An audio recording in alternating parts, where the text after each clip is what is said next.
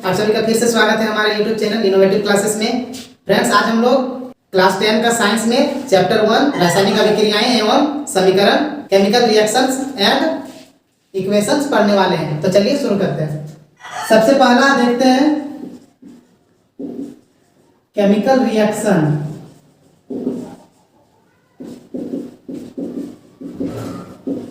रासायनिक अभिक्रिया। तो देखिए केमिकल रिएक्शन क्या होता है?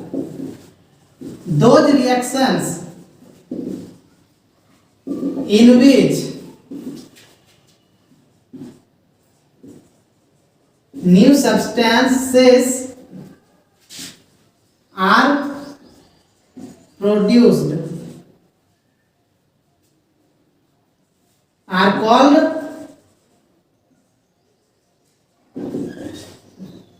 Chemical reaction. ठीक है, हिंदी में कैसे लिखेंगे? वैसी अभिक्रिया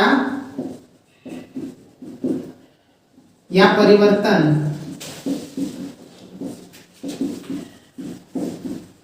जिसमें कोई नया पदार्थ बनता है।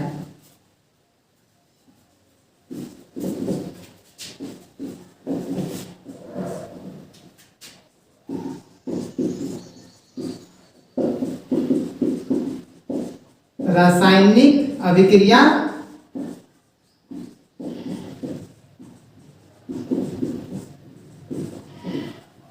कहलाता है। ठीक है, क्या होता है? Those reactions in which new substance are produce, वैसे रिएक्शन जिसमें नए सब्सटेंस बनते हैं, नए पदार्थ बनते हैं, आर कॉल्ड केमिकल रिएक्शन। वैसी अभिक्रियाएं या परिवर्तन जिसमें कोई नया पदार्थ बनता है उसे क्या कहते हैं? रासायनिक अभिक्रिया कहते हैं। ठीक है, तो जैसे हाइड्रोजन है और ऑक्सीजन है, ये दोनों जब मिलता है तो क्या बनता है? वाटर, जल बनता है। ये दोनों गैस है और ये क्या है? द्रव है, लिक्विड है। तो देखिए दो गैस मिलके एक लिक्विड बनाया, एक नया चीज बना बिल्कुल अलग, तो इसको हम लोग बोलेंगे रासायनिक अभिक्रिया। ठीक है, अब हम लोग देखते हैं रासायनिक समीकरण किसे कहते हैं, केमिकल इक्वेशंस किसे कहते हैं।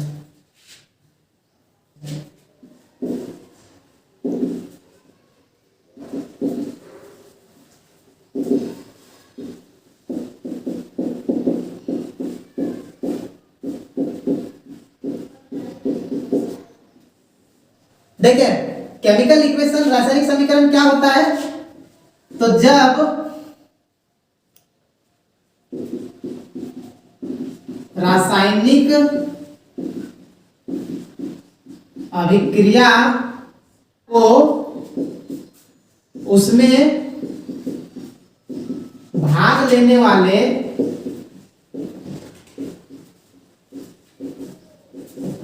पदार्थों के संकेतों एवं सूत्रों की सहायता से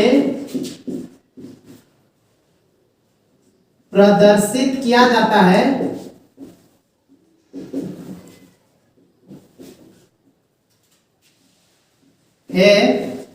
तब उसे रासायनिक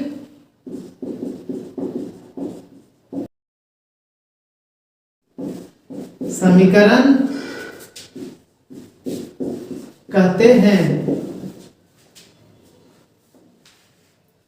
ठीक है, इंग्लिश में कैसे लिखेंगे? When a chemical reaction is expressed by symbols and formulae is called chemical equations। ठीक है, क्या होता है? जब केमिकल रिएक्शन को, जब कोई भी केमिकल रिएक्शन है, रासायनिक अभिक्रिया है, उसको हम लोग उसमें जो पदार्थ जिससे रिएक्शन हो रहा है उन सब को अगर हम लोग सूत्र या फिर फॉर्मूला उसका हम लोग सिंबल या फॉर्मूला के रूप में अगर लिख देते हैं तो उसी को हम लोग केमिकल रिएक्शन कहते हैं। जैसे H2 प्लस O2, ये हो गया H2O। तो ये क्या है? ये केमिकल इक्वेशन है, रासायनिक समीकरण है, ये रासायनिक अभिक्रिया नहीं है।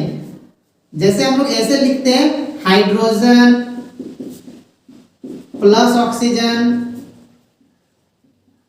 और फिर वो मिलके बना जल, तो इसको हम लोग बोलेंगे रासायनिक अभिक्रिया। ये अभिक्रिया है, केमिकल रिएक्शन है। और ये जो लिखे हम लोग सिंबल के रूप में, हाइड्रोजन का सिंबल ऐसे लिख दिए, ऑक्सीजन का ऐसे लिखे और जल का ऐसे लिख दिए। तो जब हम लोग इस तरह रूप में लिखते हैं तो इसको हम लोग क्या बोलते हैं? रासायनिक समीकरण या केमिकल इक्वेशन बोलते हैं।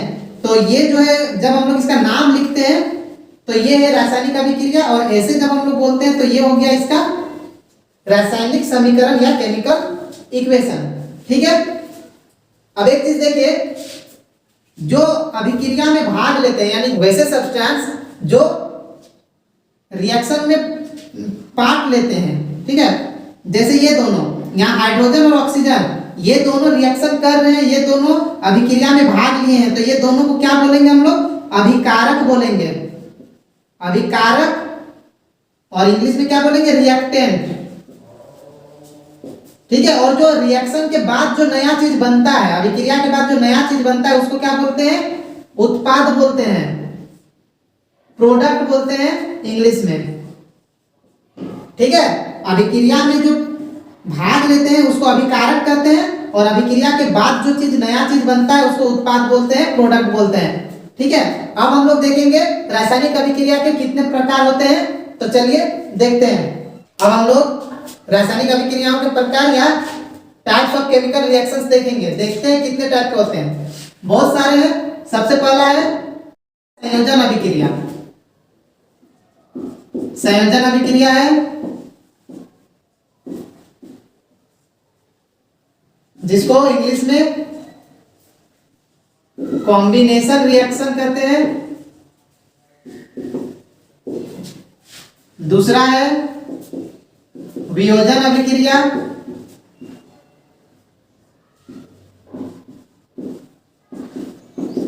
जिसको decomposition reaction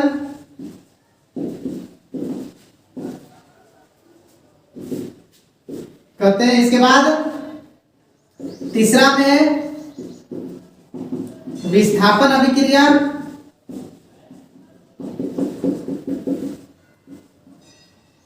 displacement reaction,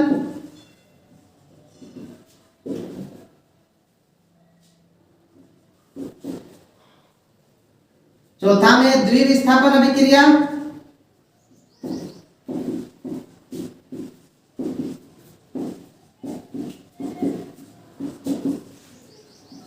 double displacement reaction, पांचवा में है, देखिए मेन ये चार टाइप का ही है। ठीक है। इसके बाद जो आएगा ये सब में से ही कोई एक होगा। ठीक है। तो अगला है अवक्षेपण अभिक्रिया। अवक्षेपण अभिक्रिया प्रिसिपिटेशन रिएक्शन।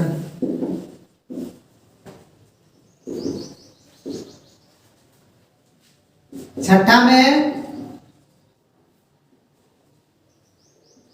ऊष्माक्षेपी अभिक्रिया।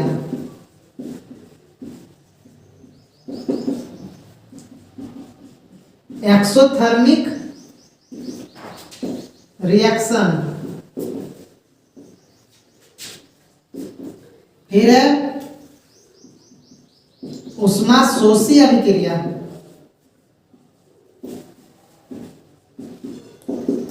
इसको क्या बोलते हैं? इंडोथर्मिक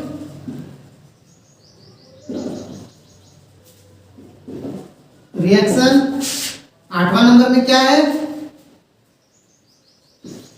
उपचयन। उपचयन जिसको ऑक्सीकरण भी बोलते हैं, ऑक्सीकरण अभिक्रिया।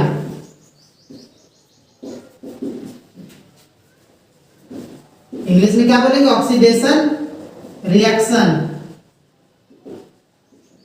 इसके बाद क्या है 9 नंबर में? अपचयन, जिसको अवकरण भी बोलते हैं, अवकरण अभिक्रिया। इंग्लिश में क्या बोलेंगे? Reduction, reduction reaction. 10 नंबर में एक क्या है? रेडॉक्स अभिक्रिया। इंग्लिश में भी रेडॉक्सी बोलते हैं, रेडॉक्स रिएक्शन। ठीक है, इतने सारे अभिक्रिया हम लोग एक एक करके सबको देखेंगे। तो सबसे पहला क्या है? संयोजन अभिक्रिया, कॉम्बिनेशन रिएक्शन। तो इसको हम लोग पढ़ते हैं। चलिए देखिए, सबसे पहला अभिक्रिया क्या है? संयोजन अभिक्रिया। संयोजन अभिक्रिया किसे कहते हैं? वैसी रासायनिक अभिक्रिया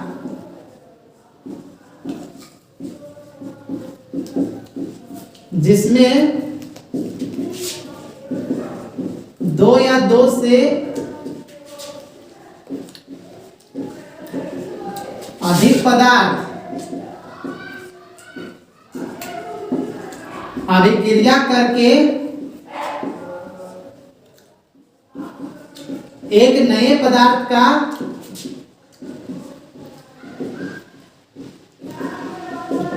निर्माण करते हैं।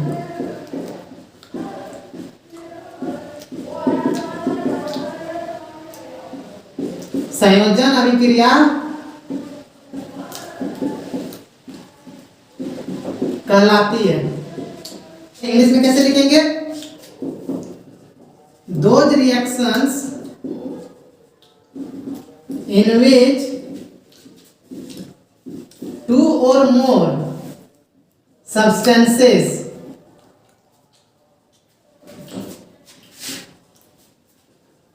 combine to form a single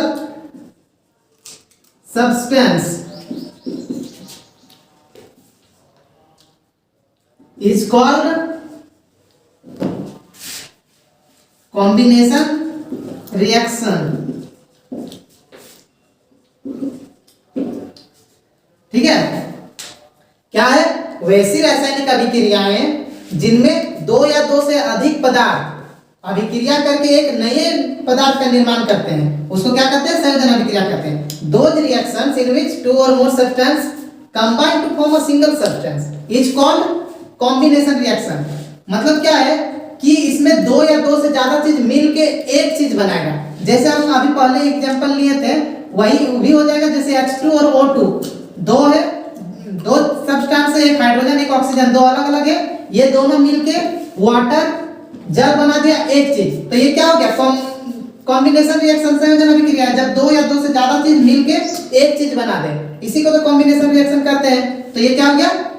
संयोजन अभिक्रिया। दो चीज और भी हम लोग ले सकते हैं, C+O2, ये दोनों मिलके CO2 एक चीज बन गया, दो चीज मिलके एक चीज बन गया। ठीक है, तो इसी को कहते हैं कॉम्बिनेशन रिएक्शन यानी संयोजन अभिक्रिया। ठीक है, अब हम लोग इसके बाद सेकंड नंबर का वियोजन अभिक्रिया, डिकम्पोजिशन रिएक्शन देखेंगे।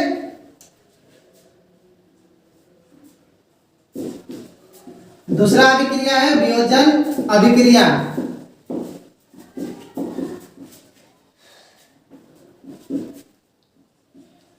Decomposition reaction.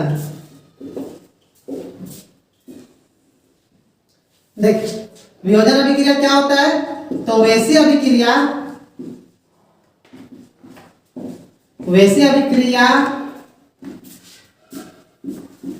जिसमें कोई पदार्थ टूटकर या अभिक्रिया कर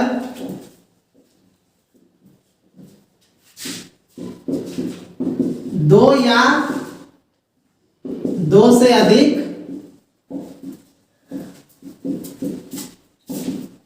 पदार्थों का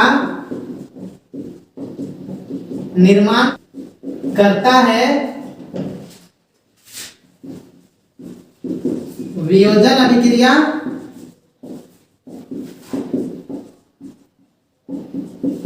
कहलाता है। इंग्लिश में क्या लिखेंगे? those reactions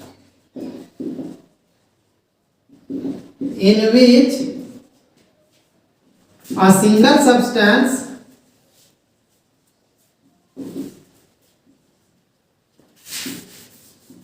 decomposes to give two or more substances are called decomposition reaction। ठीक है, क्या है? Those reaction in which a single substance, वैसा रिएक्शन जिसमें सिंगल सब्सटेंस, एक सब्सटेंस डिकम्पोजेज मतलब डिकम्पोज हो जाता है, टूट जाता है, टू गिव टू और मोर सब्सटेंस, दो या दो से ज्यादा टूट कर दो या दो से ज्यादा पदार्थों का निर्माण करता है, उसी को कहते हैं आर कॉल्ड डिकम्पोजिशन रिएक्शन। वैसी रासायनिक अभिक्रिया जिसमें क्या होता है? वैसी रासायनिक अभिक्रिया जिसमें या कोई पदार्थ टूट कर या अभिक्रिया कर दो या दो से अधिक पदार्थों का निर्माण करता है, वियोजन अभिक्रिया कहलाता है। ठीक है, इसमें क्या होता है? इससे पहले वाला में हम लोग क्या देखे संयोजन अभिक्रिया में कि उसमें दो चीज मिलके एक चीज बनता था, इसमें क्या होगा? एक चीज टूट के दो या ज्यादा चीज बनेगा, मतलब उसमें मिलता था और इसमें टूटता है। ठीक है, इसका उदाहरण लेते हैं, जैसे कैल्शियम कार्बोनेट है, इसको अगर हम लोग उष्मा देते हैं, हीट देते हैं, तो क्या होता है? कैल्शियम ऑक्साइड और कार्बन डाइऑक्साइड। एक और एग्जांपल लेते हैं, सिल्वर क्लोराइड, इसमें अगर हम लोग सूर्य का प्रकाश देते हैं यानी सनलाइट, तो क्या हो जाता है? सिल्वर अलग हो जाता है और क्लोरीन अलग हो जाता है। ठीक है, और एक और एग्जांपल लेते हैं, ये सब क्या एग्जांपल है, उदाहरण है। H2O लेते हैं, अगर इसमें अगर हम लोग विद्युत देते हैं, करंट देते हैं, इलेक्ट्रिक करंट अगर देते हैं, तो क्या होता है? ये H2 अलग हो जाता है और O2 अलग हो जाता है। ठीक है, यहां देखिए डिकम्पोजिशन का हम लिए हुए तीन एग्जांपल लिए हैं। ठीक है, जैसे पहला है कैल्शियम कार्बोनेट, कैल्शियम कार्बोनेट को अगर हम लोग हीट देते हैं, उष्मा देते हैं, तो ये क्या हो जाता है? दो चीज में टूट जाता है, एक कैल्शियम ऑक्साइड और एक कार्बन डाइऑक्साइड। तो देखिए एक चीज था, यहाँ दो चीज बन गया, तो ऐसा रिएक्शन को क्या बोलते हैं? डिकम्पोजिशन यानी कि वियोजन अभिक्रिया बोलते हैं, एक चीज से जब दो या दो से ज्यादा चीज बन जाता है। एक और एग्जांपल है सिल्वर क्लोराइड का, इसमें क्या है? जब हम लोग सनलाइट देते हैं, सूर्य का प्रकाश, तो क्या होता है? सिल्वर अलग हो जाता है और क्लोरीन अलग हो जाता है। तो ये इसमें भी क्या है? एक चीज से दो चीज बन रहा है, तो ये भी डिकम्पोजिशन यानी कि वियोजन अभिक्रिया है। और तीसरा क्या है? H2O, इसमें अगर विद्युत देते हैं, करंट देते हैं, इलेक्ट्रिक करंट, तो क्या होता है? H2 और O2 अलग हो जाता है। तो ये भी एक वियोजन अभिक्रिया, डिकम्पोजिशन रिएक्शन का एक एग्जांपल, एक उदाहरण है। हमेशा तीन एग्जांपल इसलिए लिए हैं क्योंकि एनसीईआरटी के बुक में एक क्वेश्चन है, वैसा भी वैसे तीन वियोजन अभिक्रिया का एग्जांपल देना है, जिसमें हम लोग हीट देते हैं या सनलाइट देते हैं और इलेक्ट्रिक करंट देते हैं, इसीलिए हम ये तीनों बताए हैं। ठीक है, अब यहाँ पे देखिए, यहाँ पे बैलेंस करना होगा, यहाँ क्लोरीन दो है, यहाँ क्लोरीन एक ही है, तो यहाँ भी दो देना होगा, तो सिल्वर भी दो हो जाएगा, तो यहाँ भी 2 देना पड़ेगा। उसी तरह यहाँ पे इधर ऑक्सीजन 2 है, यहाँ 2 नहीं है, तो यहाँ 2 देंगे, तो हाइड्रोजन 2 दूनी 4 हो जाएगा, तो यहाँ पे हाइड्रोजन को 4 करना पड़ेगा, तो 2 देना पड़ेगा। बैलेंस करने वाला हम आगे बताने वाले हैं। ठीक है, अब हम लोग ये देख लिया, अब इसके बाद क्या देखेंगे? विस्थापन अभिक्रिया। तीसरा नंबर में है विस्थापन अभिक्रिया। इसमें क्या होता है? Displacement reaction. इस रिएक्शन में क्या होता है? पहले हम लिखते हैं फिर बताते हैं। वैसी रासायनिक अभिक्रिया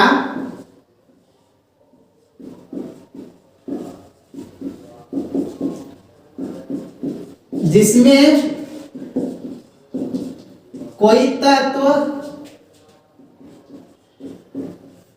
किसी अन्य तत्व के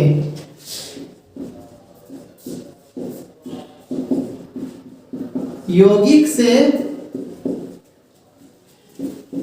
उस तत्व को हटा देता है और उसका स्थान ले लेता है, विस्थापन अभिक्रिया कहलाता है।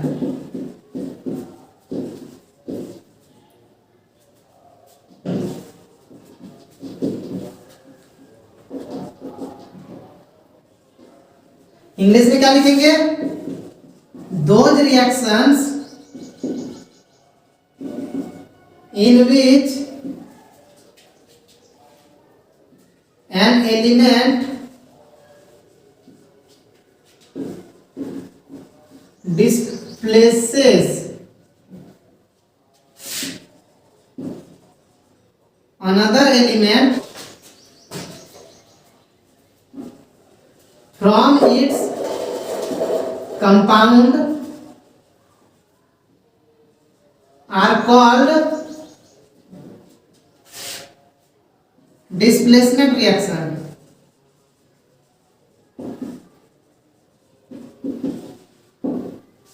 देखिए विस्थापन अभिक्रिया क्या होता है?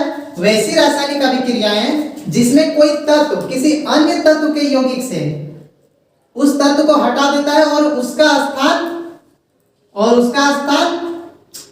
ले लेता है, विस्थापन अभिक्रिया कहलाता है। Those reaction in which an element displaces another element from its compound are called displacement reaction। देखिए इसमें क्या होता है कि एक तत्व रहता है और एक और तत्व का यौगिक यानी कि एक और एलिमेंट का कंपाउंड होता है, तो जो एक तत्व है वो उसको हटा देते हैं। जैसे इसका एक एग्जांपल लेते हैं फिर समझते हैं।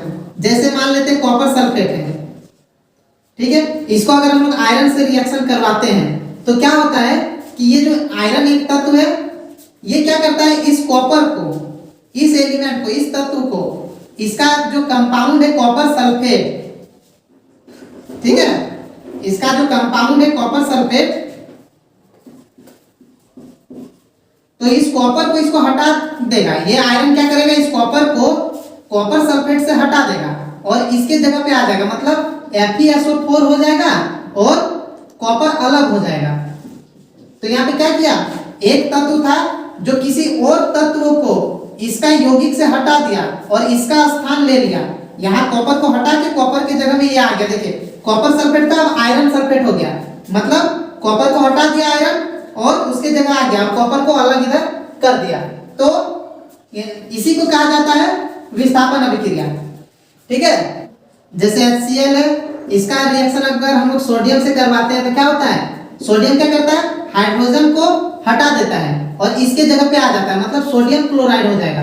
पहले हाइड्रोजन का क्लोराइड था तो अब क्या हो जाएगा, सोडियम का क्लोराइड हो जाएगा और ये जो हाइड्रोजन है ये अलग हो जाएगा H2, ठीक है। तो यहाँ क्या क्या, सोडियम हाइड्रोजन को हटा दिया और उसके जगह पे आ गया, ठीक है। अब यहाँ पे बैलेंस करेंगे, जैसे यहाँ H2 है, यहाँ H एक ही है तो इसको भी 2 करना होगा, तो यहाँ 2 देंगे तो क्लोरीन भी 2 हो जाएगा। क्लोरीन यहाँ 1 है तो इसको भी 2 करना पड़ेगा, तो यहाँ सोडियम 2 हो गया तो यहाँ भी 2 देना पड़ेगा। बैलेंस करने वाला हम सिखाएंगे आगे, ठीक है।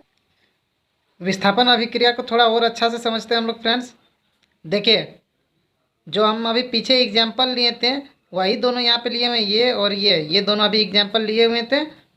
तो अब देखिए यहाँ पे क्या है कि जब कॉपर सल्फेट का रिएक्शन आयरन से करवा रहे हैं, मतलब यहाँ कॉपर है और ये आयरन है, तो आयरन कॉपर को विस्थापित कर दिया, मतलब उसको डिस्प्लेस कर दिया, यहाँ से इसको हटा दिया। तो क्या अगर हम लोग इसको उल्टा कर दें, मतलब आयरन सल्फेट का यौगिक लेते हैं कंपाउंड और कॉपर को इससे रिएक्शन करवाते हैं, तो क्या कॉपर आयरन को विस्थापित कर सकता है?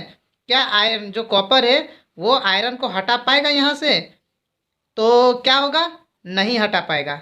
क्यों नहीं हटा पाएगा? तो देखिए यहाँ बगल में क्या है, सक्रियता श्रेणी या रिएक्टिविटी सीरीज दिया हुआ है। इसमें क्या है, यहाँ जो रिएक्टिविटी होता है एलिमेंट्स का, तत्व का जो सक्रियता है यानी कि अभिक्रियाशीलता यहाँ पे घटते हुए क्रम में दिया हुआ है। जैसे पोटेशियम जो है सबसे ज़्यादा अभिक्रियाशील है, सबसे ज़्यादा रिएक्टिव है, उससे कम सोडियम है, उससे कम कैल्शियम है, इस तरह से यहाँ घटते हुए क्रम में लिखा गया है। ठीक है, तो अब यहाँ देखिए ये जो आयरन है और यहाँ जो कॉपर है, ठीक है, आयरन और कॉपर यहाँ पे अब देखिए सक्रियता श्रेणी में आयरन यहाँ पे है और कॉपर यहाँ पे है। तो अब देखिए आयरन ऊपर है और कॉपर नीचे है, इसका मतलब क्या है कि आयरन जो है उसका अभिक्रियाशीलता या उसका रिएक्टिविटी ज़्यादा है कॉपर के तुलना में। तो आयरन कॉपर को विस्थापित कर सकता है जो ज़्यादा अभिक्रियाशील है, ठीक है, वो कम वाला को विस्थापित या डिस्प्लेस कर सकता है, लेकिन कम वाला ज़्यादा वाला को विस्थापित नहीं कर सकता है। ठीक है, जो आयरन है ये ज़्यादा अभिक्रियाशील है, इसको हम लोग बोल सकते हैं ये ज़्यादा ताकतवर है। ये आयरन ताकतवर है, कॉपर कमज़ोर है, तो ताकतवर कमज़ोर को हटा सकता है, लेकिन कमज़ोर जो है वो ताकतवर को नहीं भगा सकता है।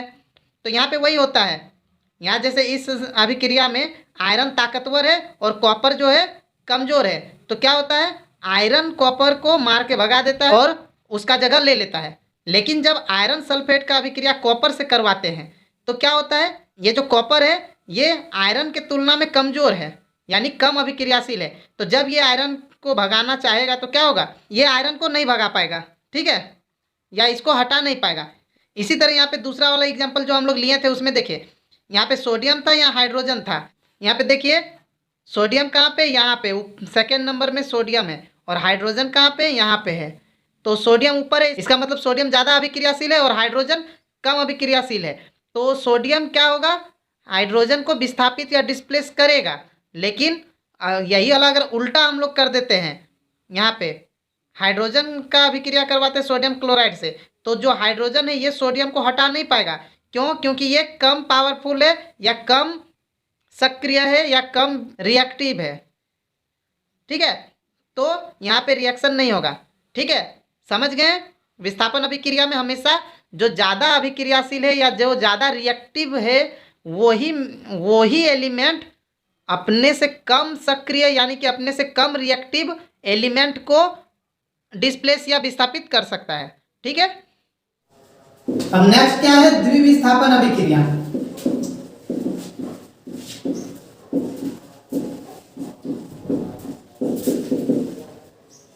Double displacement reaction.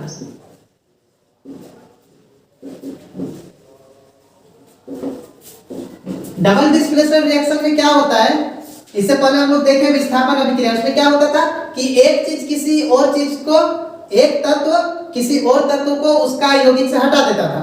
इसमें क्या होगा, द्विविस्थापन, दो जगह विस्थापन होगा। ठीक है, विस्थापन का मतलब क्या होता है, किसी चीज को उठा के दूसरे जगह भेज देना, उसी को विस्थापन कहते हैं। तो यहाँ द्विविस्थापन होगा यानी दो जगह विस्थापन होगा, दो चीज का इधर से उधर होगा, मतलब दो चीज को एक जगह से हटा के दूसरे जगह किया जाएगा। ठीक है, इसका डिफाइन लिखते हैं हम, वैसी रासायनिक अभिक्रियाएं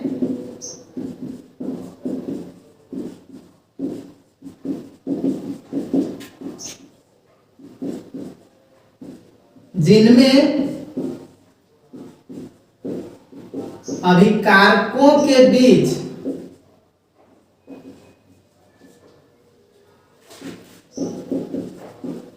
आयनों का आदान प्रदान होता है, द्विविस्थापन अभिक्रिया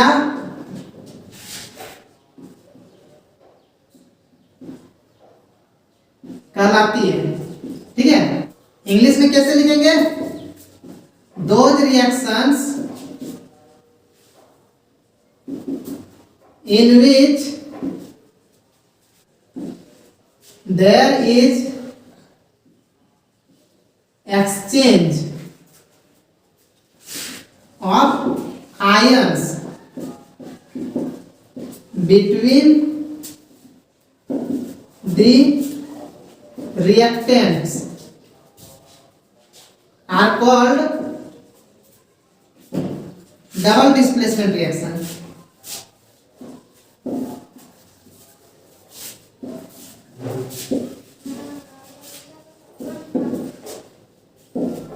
ठीक है। वैसी रासायनिक अभिक्रिया जिनमें क्या होता है, अभिकारकों के बीच आयनों का आदान प्रदान होता है। ठीक है, those reaction in which there is exchange of ions, अदला बदली होता है आयंस का बिटवीन द रिएक्टेंट, रिएक्टेंट के बीच, इसी को हम लोग क्या कहते हैं, डबल डिस्प्लेसमेंट रिएक्शन कहते हैं। ठीक है, एग्जांपल इसका लेते हैं, sodium sulphate plus barium chloride, ये दोनों का जब रिएक्शन होता है तो क्या बनता है, बेरियम सल्फेट और सोडियम क्लोराइड बनता है। ठीक है, यहां पे हम लोग बैलेंस कर देंगे। अब देखिए यहां पे एक था सोडियम सल्फेट बेरियम क्लोराइड, अब यहां पे क्या हो गया, बेरियम सल्फेट और सोडियम क्लोराइड। इसमें क्या हो रहा है, देखिए पहले सोडियम सल्फेट था, अब क्या हो गया, बेरियम सल्फेट हो गया, और पहले बेरियम क्लोराइड था, सोडियम क्लोराइड हो गया। देखिए बेरियम आ गया सोडियम की जगह और सोडियम आ गया बेरियम की जगह। एक्सचेंज हुआ ना, एक्सचेंज हो रहा है, आदान प्रदान हो रहा है। सोडियम आ गया यहाँ पे, बेरियम आ गया यहाँ पे, मतलब सोडियम का सल्फेट था लेकिन अब बेरियम सल्फेट हो गया, और पहले बेरियम क्लोराइड था लेकिन अब सोडियम क्लोराइड हो गया। सोडियम की जगह बेरियम और बेरियम की जगह सोडियम आ गया। इसी को कहा जाता है डबल डिस्प्लेसमेंट रिएक्शन। दो जगह विस्थापन हुआ है, दो जगह डिस्प्लेसमेंट हुआ है, दो जगह जगह को बदला गया है। तो ये हो गया। ठीक है, अब हम लोग नेक्स्ट देखेंगे, 5वां नंबर में है अवक्षेपण अभिक्रिया।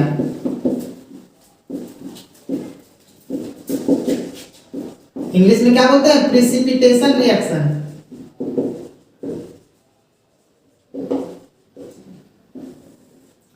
इसमें क्या होता है, वैसी रासायनिक अभिक्रिया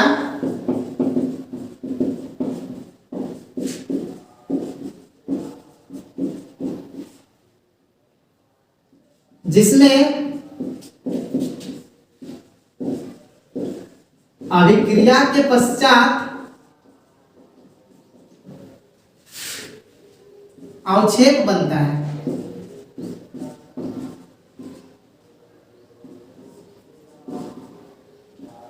अवक्षेपण अभिक्रिया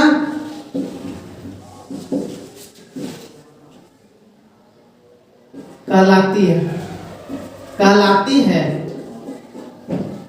ठीक है, इंग्लिश में कैसे लिखेंगे, those reaction in which a precipitate is produced is called precipitation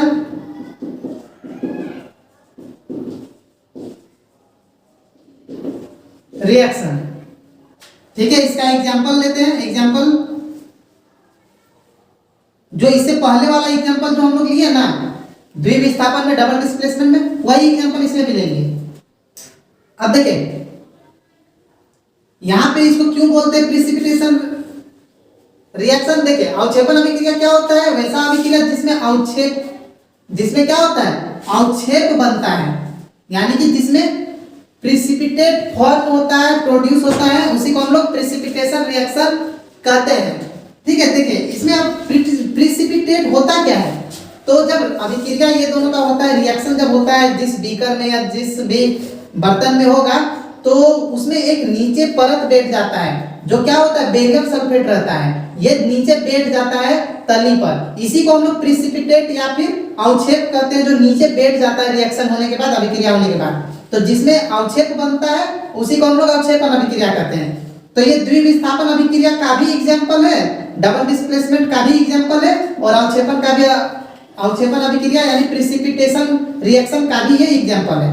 ठीक है, इसको क्यों बोलते हैं अवक्षेपण अभिक्रिया, क्योंकि इसमें अवक्षेप बनता है, जो क्या है, बेरियम सल्फेट है। बेरियम सल्फेट एक अवक्षेप है, ये नीचे बैठ जाता है बीकर में या फिर जिस बर्तन में रिएक्शन होता है। ठीक है, अब हम लोग नेक्स्ट देखेंगे, 6 नंबर में है ऊष्माक्षेपी अभिक्रिया।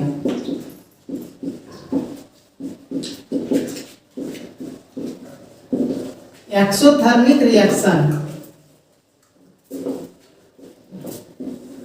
ठीक है। ऊष्माक्षेपी अभिक्रिया किसे कहते हैं?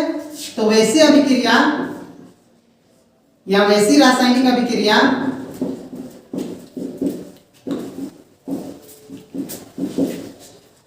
जिसमें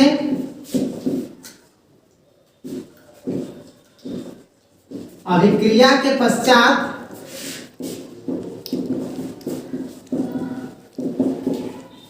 ऊष्मा मुक्त होता है।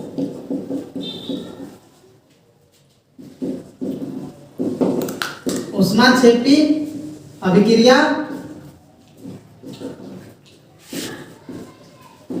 कहलाती है। ठीक है। Those reactions in which heat is given out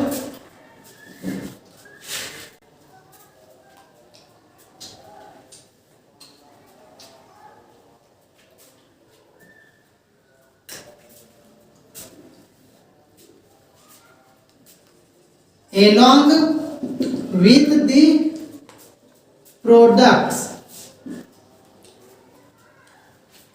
are called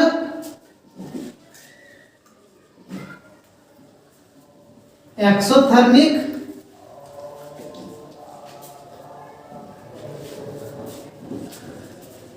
reaction।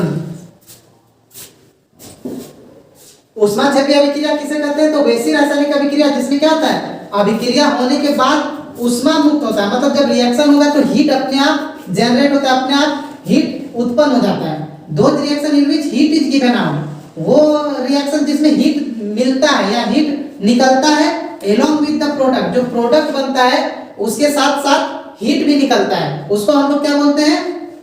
ऊष्माक्षेपी अभिक्रिया या एक्सोथर्मिक रिएक्शन कहते हैं।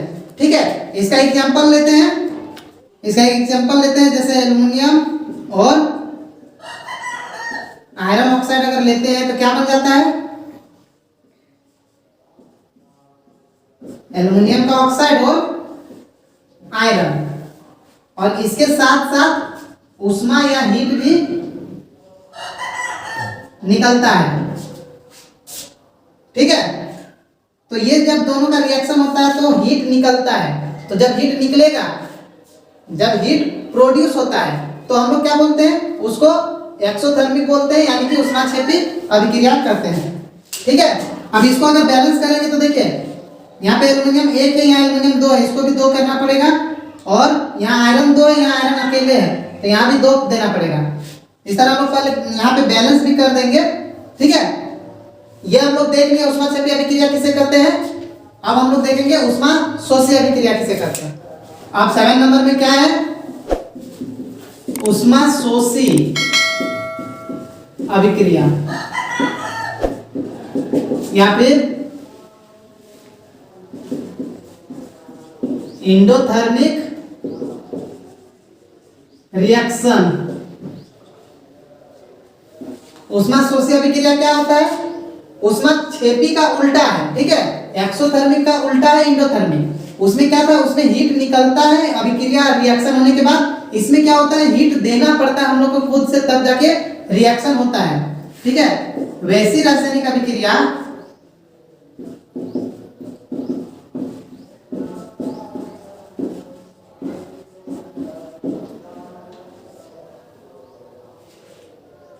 जिसमें ऊष्मा अवशोषित होता है।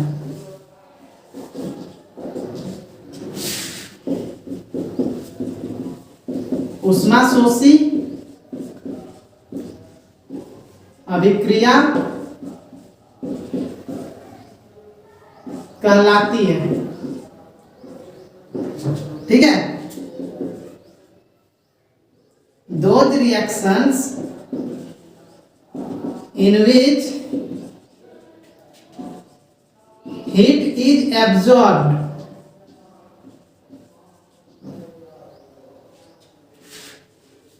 are called endothermic reaction। ठीक है। देख क्या है? वैसी रासायनिक अभिक्रिया जिसमें ऊष्मा अवशोषित होती है, ऊष्माशोषी अभिक्रिया कहलाती है।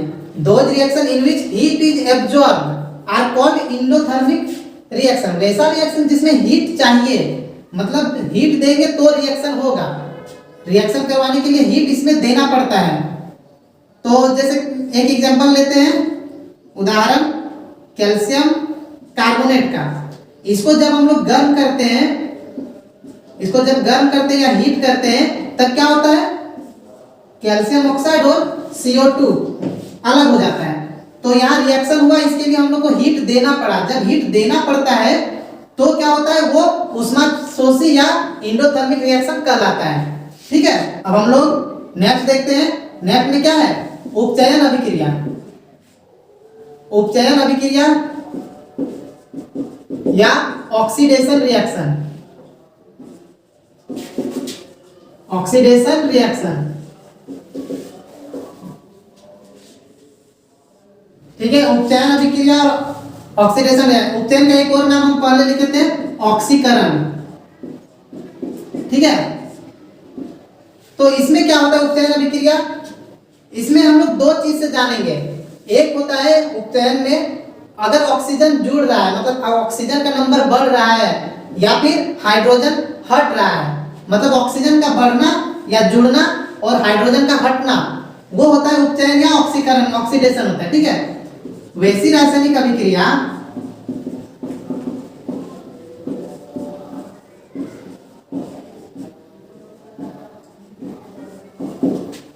जिनमें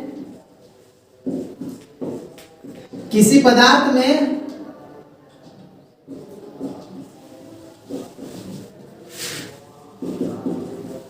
ऑक्सीजन जुड़ता है या किसी पदार्थ से हाइड्रोजन हटता है,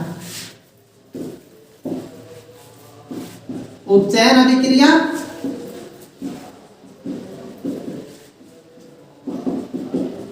कहलाता है। ठीक है, those reaction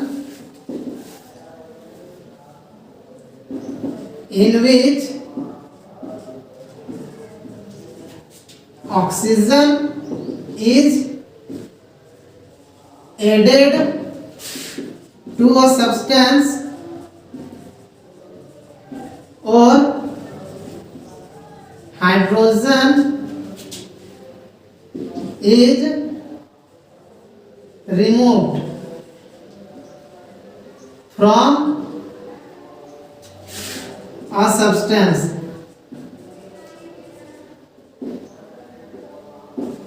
are called oxidation reaction। ठीक है, वैसी रासायनिक अभिक्रिया जिसमें क्या होता है, किसी पदार्थ में ऑक्सीजन जुड़ता है या फिर किसी पदार्थ से हाइड्रोजन हटता है, उसको हम लोग क्या बोलते हैं, उपचयन अभिक्रिया कहते हैं। Those reaction in which oxygen is added to a substance, किसी सब्सटेंस में ऑक्सीजन ऐड होता है या हाइड्रोजन इज रिमूव्ड या हाइड्रोजन रिमूव होता है, तो उसको हम लोग क्या बोलते हैं, ऑक्सीडेशन रिएक्शन करते हैं, ऑक्सीकरण अभिक्रिया या उपचयन। ऐसे ऑक्सीकरण अगर हम लोग बोलते हैं तो इसमें स्पेशल हम लोग ऑक्सीजन का ही बात करते हैं। ठीक है, इसका एग्जांपल हम लोग कैसे ले सकते हैं, बहुत सारा एग्जांपल है, जैसे C+O2। ठीक है, इसको करेंगे तो क्या होगा, CO2। देखिए, कार्बन पहले रिएक्शन से पहले कार्बन अकेले था, लेकिन रिएक्शन के बाद क्या हुआ, कार्बन में ऑक्सीजन मिल गया। ठीक है, कार्बन पहले अकेले था, रिएक्शन जब हुआ तो कार्बन के साथ ऑक्सीजन मिल गया, तो हम इसी को तो कहा जाता है उपचयन या फिर ऑक्सीडेशन। यहाँ पे कार्बन अकेले था, कार्बन में ऑक्सीजन मिल गया, तो एक तत्व में या एक सब्सटेंस में ऑक्सीजन जुड़ गया, ऐड हो गया, तो इसको हम लोग ऑक्सीडेशन रिएक्शन कहेंगे। ठीक है, एक और एग्जांपल लेते हैं H2S और क्लोरीन का। ठीक है, इसमें क्या हो जाएगा, HCl प्लस S। देखिए इसमें क्या होता है, यहाँ देखिए H2S मतलब सल्फर में हाइड्रोजन जुड़ा हुआ था, यहाँ पे क्या हो गया, देखिए सल्फर अकेले हो गया, इसमें जो हाइड्रोजन मिला हुआ था ये अलग हो गया।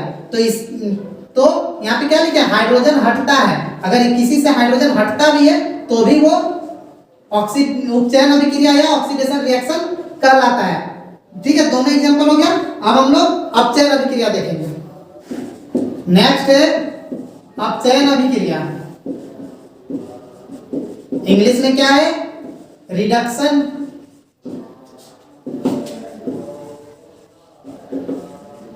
इस रिएक्शन में क्या होता है, ये जो अपचयन अभिक्रिया है उपचयन का उल्टा है। ठीक है, तो बस हम लोग हाइड्रोजन और ऑक्सीजन को पलट देंगे। देखिए वैसी रासायनिक अभिक्रिया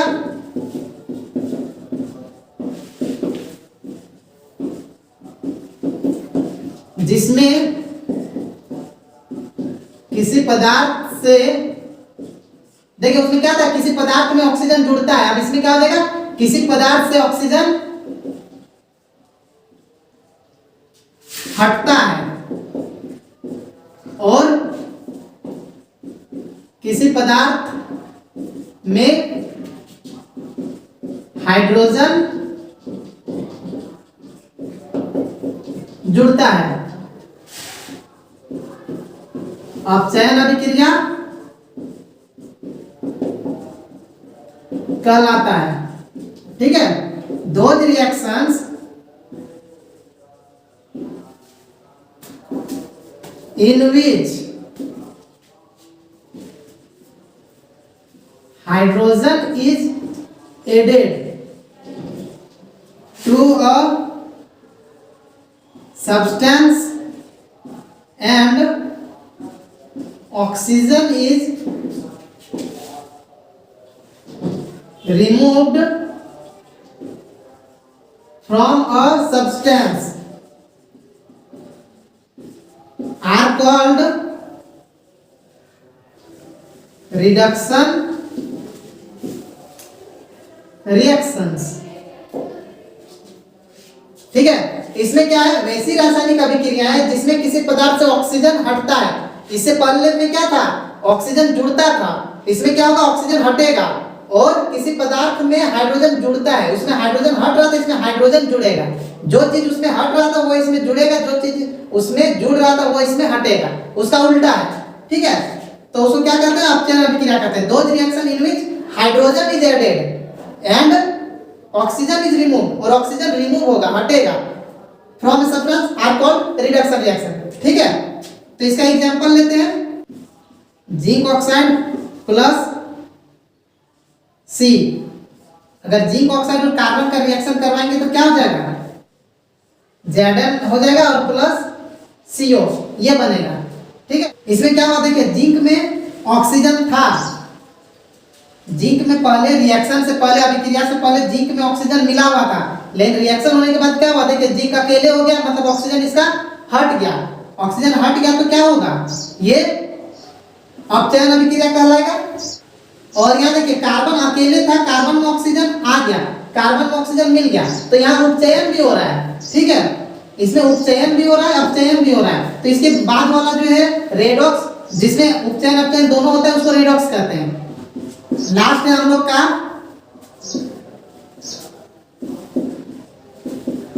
रेडॉक्स अभिक्रिया।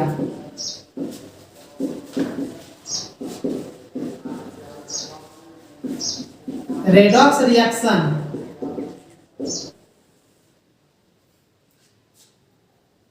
देखिए, रेडॉक्स अभिक्रिया क्या होता है, जो हम लोग अभी उपचयन और अपचयन पढ़े, तो वैसा अभिक्रिया जिसमें उपचयन भी होगा और अपचयन भी होगा, उसको हम लोग रेडॉक्स रिएक्शन या रेडॉक्स अभिक्रिया कहते हैं। जिसमें ऑक्सीडेशन और रिडक्शन दोनों, जो अभी हम एग्जांपल लिए तो उसमें दोनों हो रहा था ना, तो उसमें रेडॉक्स अभिक्रिया, उसको हम लोग रेडॉक्स अभिक्रिया बोलेंगे। ठीक है, वैसी अभिक्रियाएं जिनमें उपचयन तथा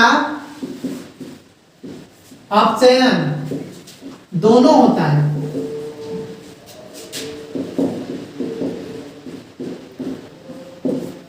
रेडॉक्स अभिक्रिया कहलाती है। ठीक है, रेडॉक्स का एक और नाम हम लोग क्या बोलेंगे, उपचयन अपचयन, क्या बोलेंगे, ऑक्सीडेशन रिडक्शन रिएक्शन, वैसा रिएक्शन जिसमें दोनों हो। The reaction in which one reactant is oxidized and other reactant is reduced is called redox reaction।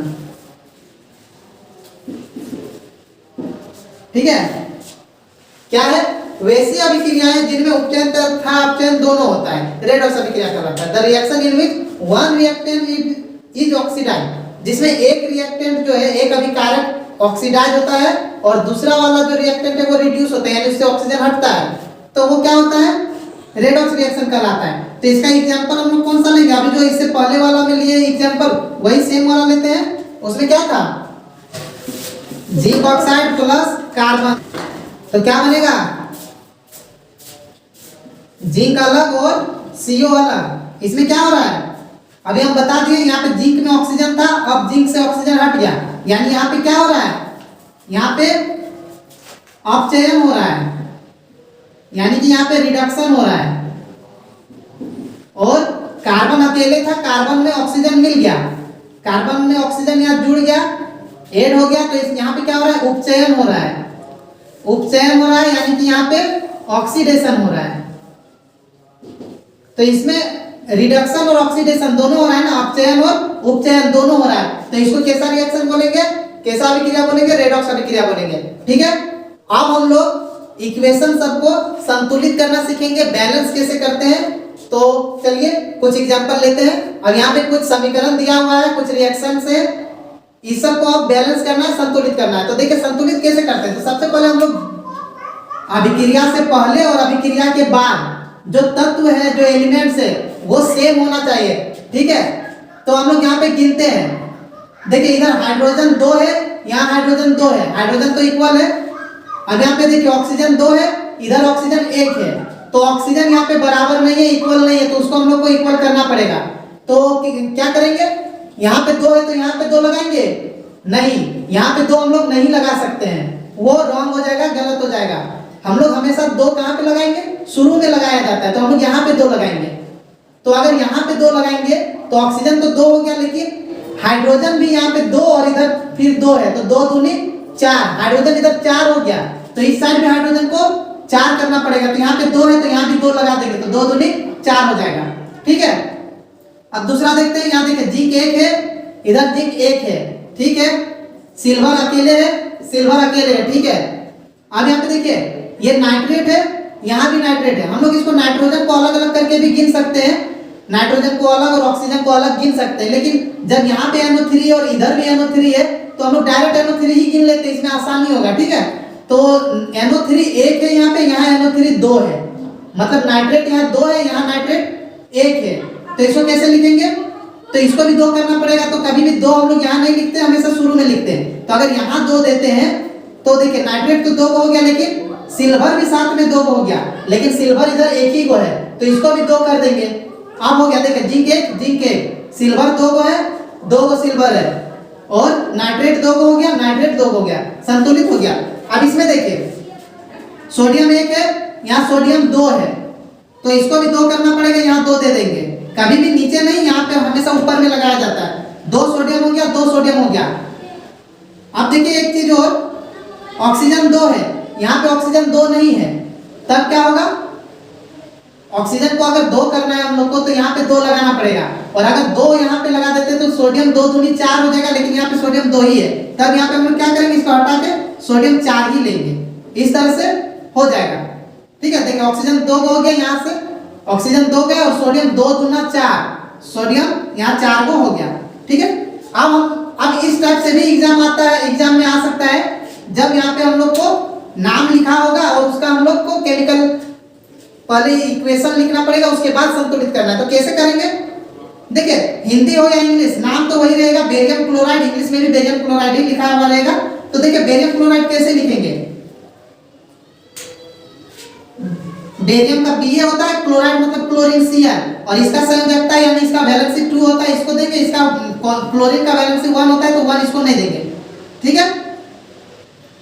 और plus potassium sulphate, potassium sulphate कैसे लिखेंगे, KSO4 और यहाँ पे 2।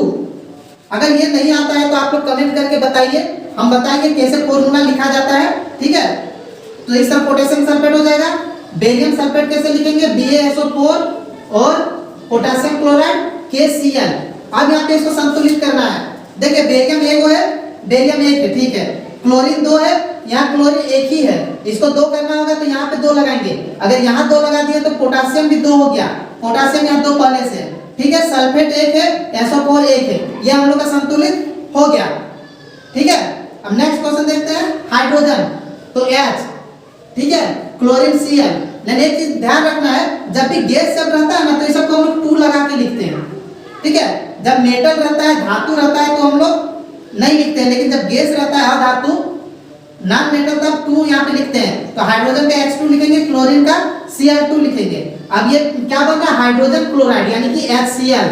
अब यहाँ पे संतुलित करेंगे, देखिए हाइड्रोजन 2 है और क्लोरीन भी 2 है, इधर दोनों एक एक है, तो यहाँ पे अगर 2 लगा देंगे तो 2 हाइड्रोजन और 2 क्लोरीन हो गया, तो ये हो गया, ठीक है। अब है संक्षारण, जिसको हम लोग क्या बोलते हैं, कोरोजन।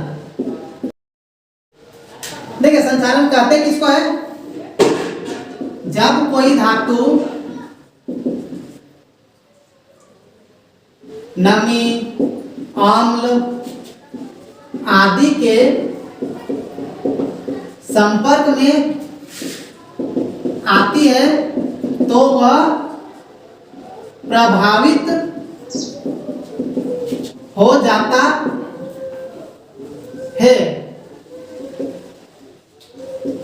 इस घटना को संक्षारण